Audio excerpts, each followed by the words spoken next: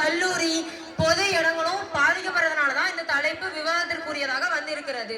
அவசியமே என்ற அணி அனுஷியா அனுஷா சுடலை வடிவு வந்திருக்காங்க. ஆபத்தை என்ற அணியிலிருந்து சண்முகப்பிரியா சங்கீதா மாலா வந்திருக்காங்க. இப்போ அவசியமே என்ற அணியிலிருந்து அனுஷியா வராங்க. வாங்க அனுஷியா. பிள்ளைகளுக்கு கொடுக்கப்படும் சுதந்திரம் அவசியமே என்று பேச வாய்ப்பளித்த இந்த பிள்ளைக்கு வாய்ப்பளித்த தலைமை ஆசிரியர்களுக்கும் என் முதல்கண் வணக்கத்தை தெரிவித்துக் கொள்கிறேன். இங்க இவ்வளவு பிள்ளைங்க இருக்கீங்க, நீங்க சொல்லுங்க, இதுல யாருக்கெல்லாம் ஆபத்துன்னு நீங்க சொல்றீங்கன்னு மட்டும் சொல்லுங்க.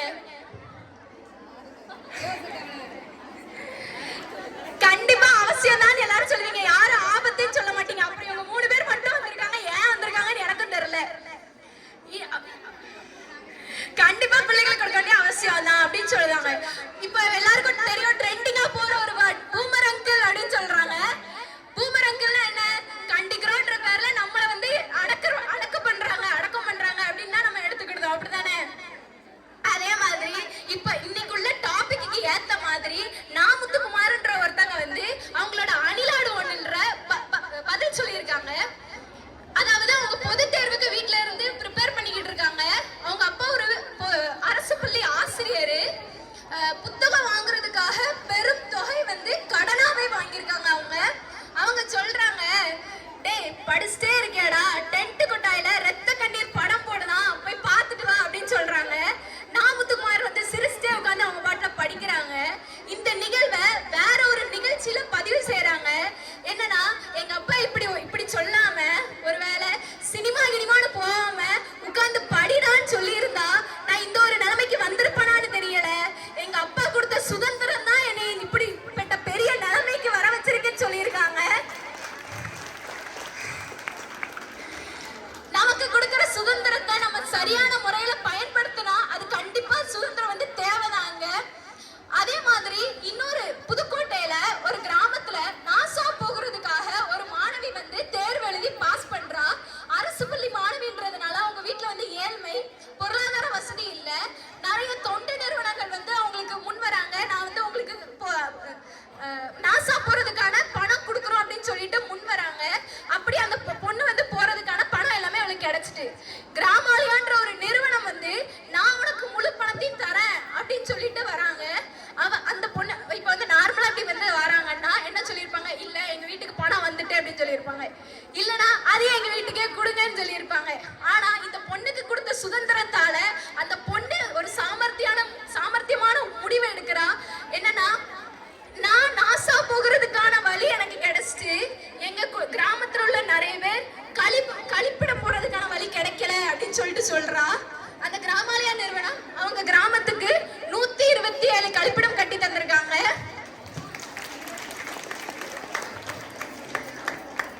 இன்றைய பிள்ளைகள் வந்து தங்கள் கனவுகளை வந்து சரியான முறையில வந்து தேர்வு செய்யறாங்க. அந்த காலத்துல பேஷன் தனியாவும் ப்ரொஃபஷன் தனியாவும் வச்சிருந்தாங்க. இந்த காலத்துல உள்ள பிள்ளைங்களான நாம பேஷனையும் ப்ரொஃபஷனையும் ஒன்றாக தெளிவா தேர்வு செய்யறோம். அந்த சுதந்திரம் நமக்கு வேணும் தாங்க கேட்கிறோம். இவ்வளவு 3 பேர் வந்து உட்கார்ந்து இருக்காங்க அப்படின்னா இவங்களுக்கு சுதந்திரம் தேவையில்ல போல. சுதந்திரம் கிடைக்கல அப்படின்னா சுதந்திரத்தை பத்தி பேசுறதுக்கான வாய்ப்பு கிடைச்சு உங்க 3 பேர் வந்து உட்கார்ந்து இருப்பாங்களா? அந்த வாய்ப்பு கொடுத்த ஆசிரியர்களுக்கு நன்றி சொல்றேங்க முதல்ல. இந்த இடத்துல சுதந்திரம் கொடுக்கலன்னா வந்து உட்கார்ந்து இருப்பாங்களா இந்த இடத்துல? சொல்லுங்க. இப்படி ஒரு சுதந்திரத்தை கொடுத்த ஆசிரியர்களுக்கு நன்றி. நாங்க எங்க கனவுகளை ஒரு வளர்ச்சியான பாதையில தேர்வு செய்யறோம். அதுல சிறிது மகிழ்ச்சியும் இருக்கிறது. அதை வறட்சியாக்கிட வேண்டாம் என்று வேண்டி நடுவர் அவர்களை அவசியம்தான் தீர்ப்பு அளிக்கணும் சொல்லி வாய்ப்பளித்த நல்ல உள்ளங்களுக்கு நன்றி சொல்லி விடைபெறுகிறேன். நன்றி, வணக்கம். அப்போ இவங்க சொல்றத பார்த்தா எவ்வளவு கட்டுப்பாடு இருக்கும். இப்போ ஒரு குழந்தைக்கு சரியான கட்டுப்பாடு கொடுத்தாதான் அந்த குழந்தை வந்து உயர்ந்த இடத்துல நிற்கும் அப்படின்னு நான் சொல்லல, அனுஷியா சொல்றாங்க. அனுஷியாவுக்கு பதில் கொடுக்க தான் சண்முகப்பிரியா வராங்க.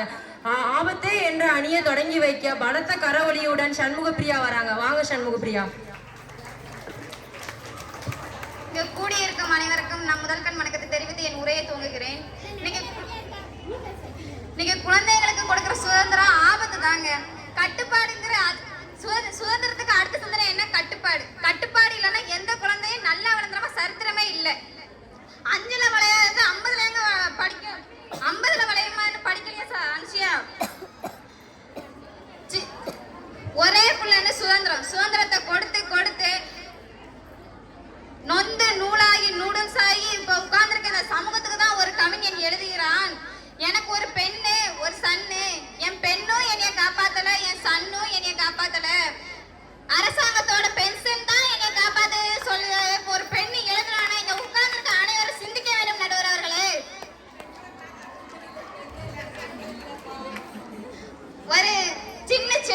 அந்த செடியில பூ பூக்குது. அந்த விவசாயி என்ன செய்வான்? இந்த பருவத்துல இந்த பூ பூக்க கூடாது, இந்த பூ இந்த பருவத்துல பூத்துச்சுன்னா அந்த செடிக்கு ஆபத்துன்னு எல்லா பூவையும் உதிர்த்து விடுவாங்க.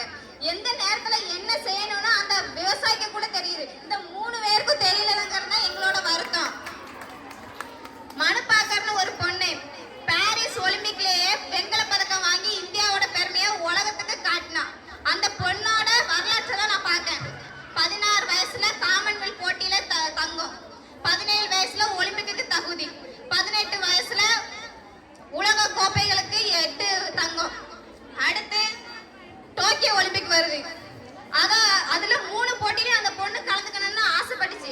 ஆனா அவளோட குருநாதர் சொன்னாரு, நீ 3 போட்டியிலும் கலந்துக்க கூடாது, ஏதாவது ஒரு போட்டியில கலந்துட்டு பதக்கம் வெல்ற மாதிரி பயிற்சி செய்யினாரு. அவ அதை பேச்ச மறுத்துட்டு வெளியே போயிட்டான். எனக்கு பயிற்சியே வேணான்னு சொல்லிட்டு போயிட்டான். அதுக்கு அவர் குருநாதர் சொன்னாரு, நீ என் பேச்ச கேட்கலனா இந்த போட்டியில நீ எதுலையுமே வெற்றி பெற முடியாது, உனக்கு எல்லாமே சுமையாக தான் இருக்கும்னாரு. அவ போட்டியில கலந்துக்கிட்டா. அவர் சொன்ன மாதிரியே எந்த பதக்கத்தையும் வெல்லல, தோல்வியோட தான் திரும்பி வந்தா. அவளோட தப்ப உணர்ந்துட்டு குருநாதர் வீட்டை தேடி ஓடினான். குருநாதரே, நீங்க சொன்ன மாதிரிதான் நடந்துச்சு, நான் உங்க பேச்ச கேட்டிருந்தா இந்நேரத்துக்கு நான் ஜெயிச்சிருந்திருப்பேன், இனி மன்னிச்சிருங்கன்னு சொன்னான். அதுக்கு அவரோட குருநாதர் சொன்னாரு, பரவாயில்லம்மா, உன் தப்ப நீ உணர்ந்துகிட்டலாம், நான் உன்னை ஏத்துக்கிறேன்னு பயிற்சி கொடுக்காரு.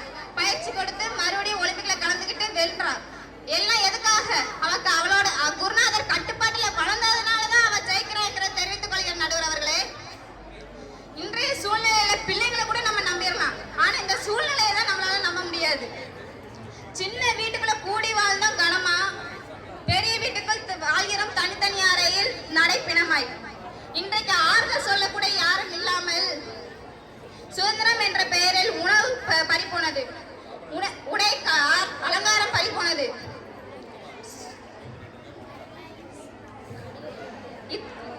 சுதந்திரத்தை சுதந்திரம்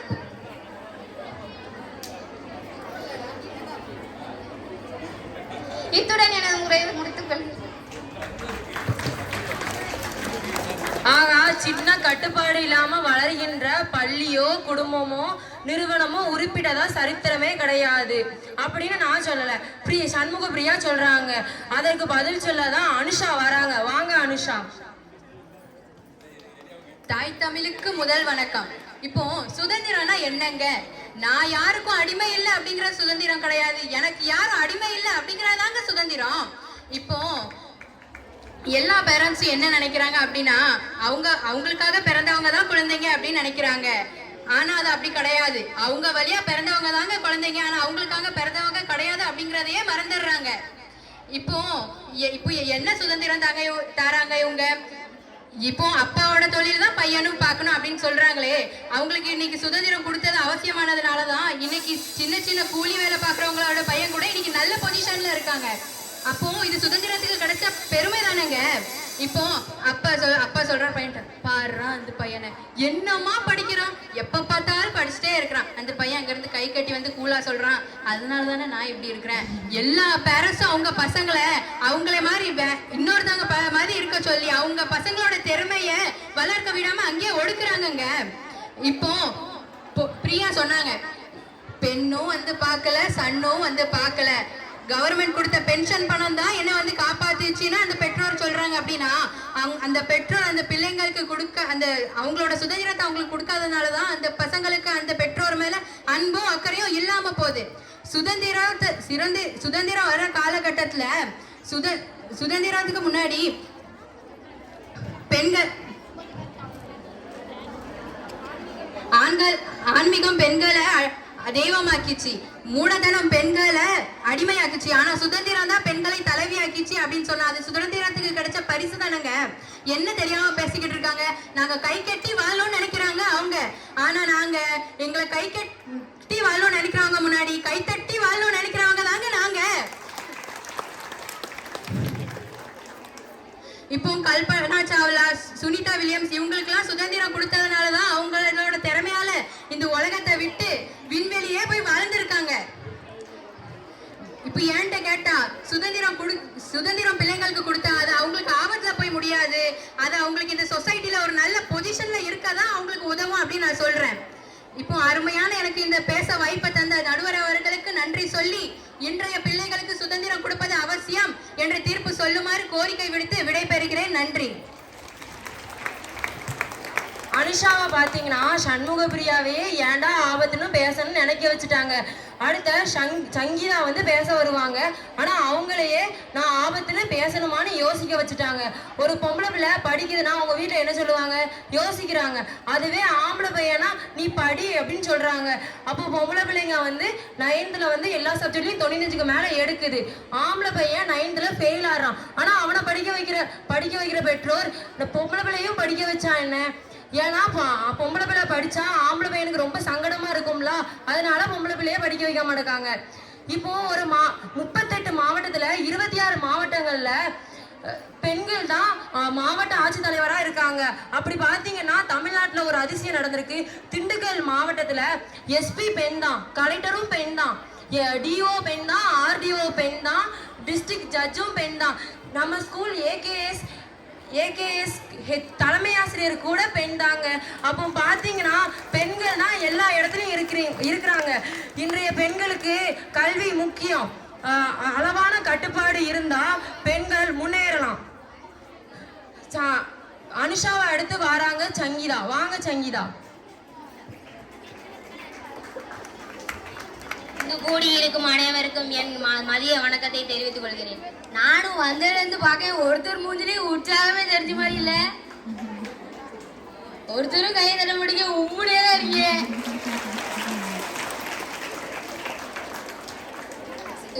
இன்றைய குழந்தைகளுக்கு வந்து சுதந்திரம் கொடுக்கறது அவசியமா ஆபத்தான்னு கேட்காங்க.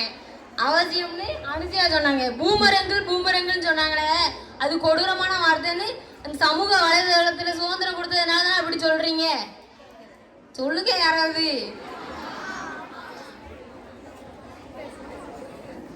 நான் எங்க அக்கா வீட்டுக்காரரு எல்லாரும் சேர்ந்து ஒரு நாள் படம் பார்க்க போயிருந்தோம்.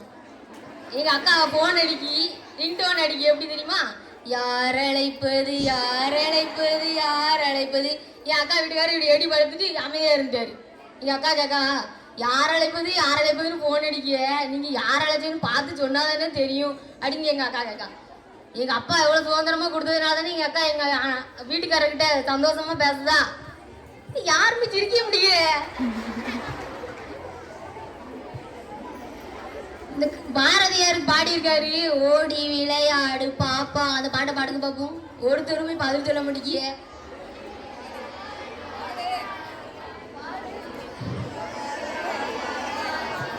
நீ ஓய்ந்திருக்கிறாரு பாப்பா, ஓடி விளையாடு பாப்பா, ஒரு குழந்தையை வையாதே பாப்பான்னு பாடியிருக்காரு. அத இப்ப இந்த காலத்துல எப்படி தெரியுமா மாத்தி வச்சிருக்கானுவன். ஆன்லைனில் விளையாடு பாப்பா, நீ ஆஃப்லைனில் இருக்காதே பாப்பா, போட்டோஸ் எடுக்கணும் பாப்பா, டேப்பையும் விடாத பாப்பான்னு பாட்டை மாத்தி வச்சு சுதந்திரமே இல்லாத மாதிரி பண்ணி வச்சிருக்காங்க. சொல்லுங்க யாராட்டி. அப்படிதானே இவங்க சுதந்திரம் கொடுக்கணுங்காங்க. சொல்லுங்க, நீங்க கொடுக்கணும் தானே சொன்னீங்க. ரொம்பவும் கொடுக்க கூடாதுல்ல அப்படின்னா சொல்லுங்க. வாயை திறக்க மாட்டேங்க. எதிர் டீமு கொடுக்கணும் தான், ஓவரா கொடுக்க கூடாது. சரிங்களா? நாங்க ஆபத்துன்னு தான் சொல்லுவோம். எங்க கெட்டிங்க அதுதான். வாட்ஸ்அப்புக்குள்ள போனா ஷேர் பண்ணுங்க. யூடியூப்ல போனா சப்ஸ்கிரைப் பண்ணுங்க, லைக் பட்டனை அமுக்குங்க அப்படின்னு சொல்லிட்டு இருக்காங்க. இப்படி போனை கண்டுபிடிச்ச மார்ட்டின் கூப்பரே 5 மணி நேரத்துக்கு மேல போனை யூஸ் பண்ண மாட்டேன்னு சொல்லியிருக்காரு. இப்போ உள்ள பிள்ளைகள் எல்லாம் 12 மணி ஆன போதும் அடுத்த நாள் டேட்டா வருது அப்படின்னு உட்காந்து உட்காந்து ஆரோக்கியத்தெல்லாம் கெடுத்து விட்டு வீட்டுல சுதந்திரத்தையும் கொடுத்ததுனால தானே விடிய உட்காந்து போனை பார்த்து விளையாண்டுட்டு இருக்கியே. நீங்களும் விளையாடுவீங்க தானே இல்லையா? நான் தான் தினமும் பார்க்கேன். இல்லைன்னு மட்டும் தலையை வேகமா ஆடுறது, மற்றதுக்கு எது சொன்னாலும் தலையை ஆடுறது இல்லையே.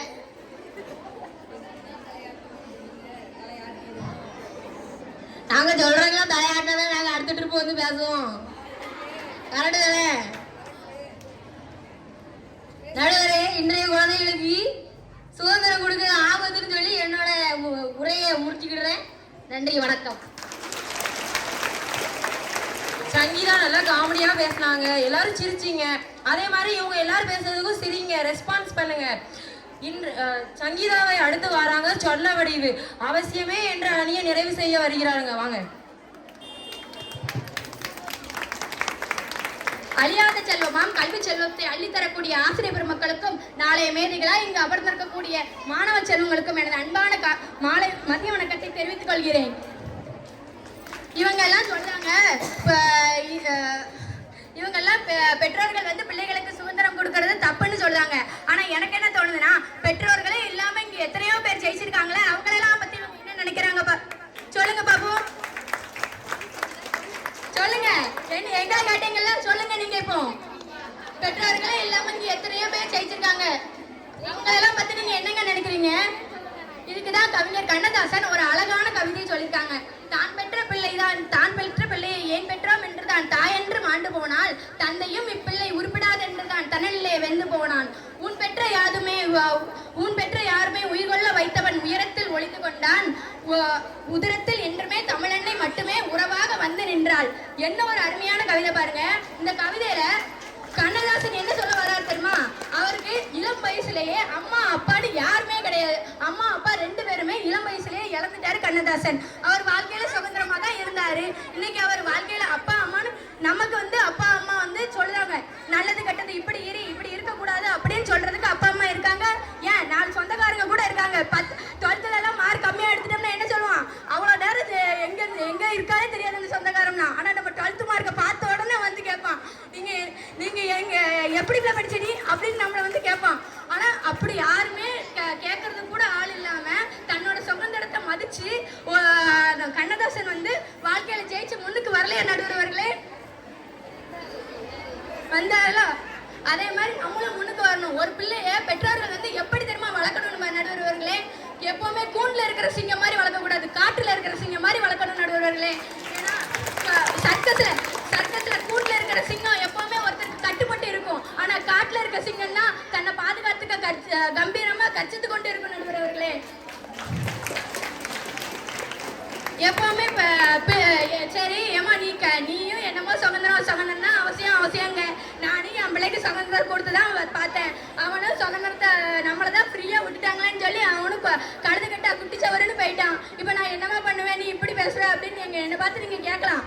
ஆனா நான் என்ன சொல்றேன்னா, பிள்ளைகளுக்கு சுதந்திரத்தை கொடுங்கன்னு சொல்றோம். ஆனா பிள்ளைகளை ஒரு நாள் கவனிக்காதீங்கன்னு சொல்லல. பிள்ளைகளை கவனிங்க. அப்படி கவனிக்கணும்னு நீங்க ஆசைப்பட்டா பிள்ளைகளை கட்டுப்பாடோட வளர்க்கணுங்கிறது அவசியம் இல்லைங்க. ஏன்னா இங்க நிறைய பேர் கட்டுப்பாடோட வளர்க்குறேன்னு சொல்லிட்டு அவங்க எல்லாம் நல்லா படிச்சு அவுட்ஸ்டாண்டிங் ஸ்டூடெண்ட் ஆகி அமெரிக்கா போய் சேர்ந்துடுறாங்க. ஆனா நம்மளை மாதிரி ஆவரேஜா படிக்கிற பசங்க தான் இன்னைக்கு அப்பா அம்மாவுக்கு சோறு போட்டு கஞ்சி ஊத்திட்டு இருக்காங்க நடுவர்களே.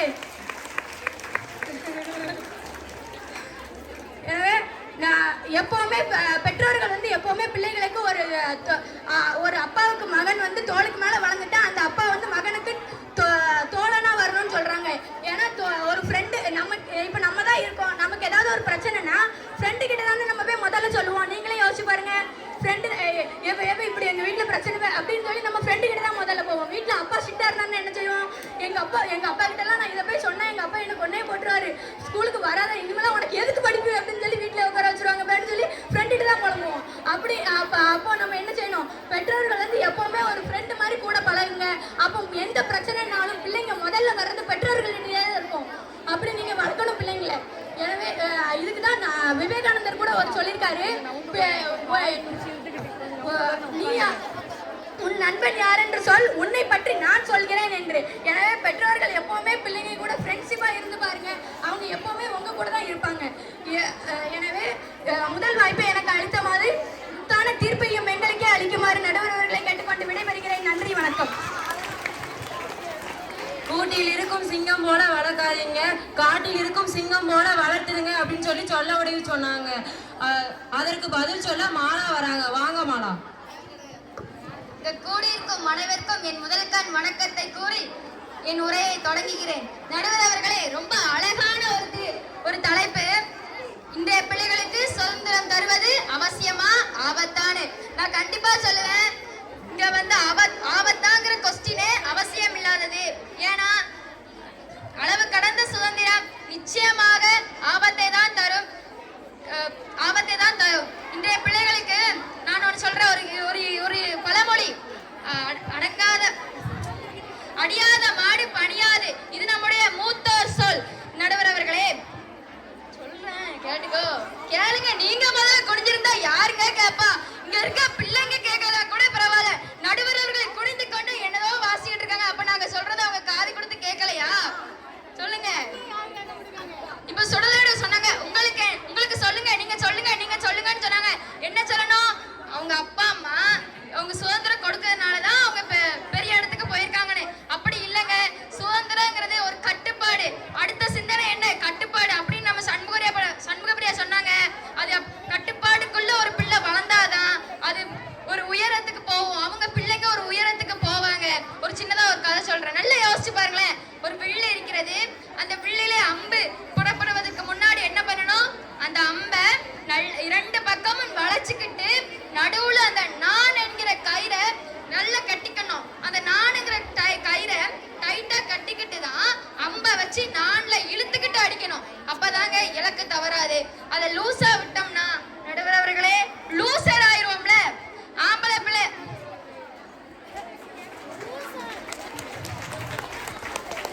இப்ப ஆம்பளை பிள்ளையா இருந்தா வீட்டுல என்ன சொல்றான்? பெற்றோர் மாருங்க இருக்காங்க, கேட்டுக்கணும்.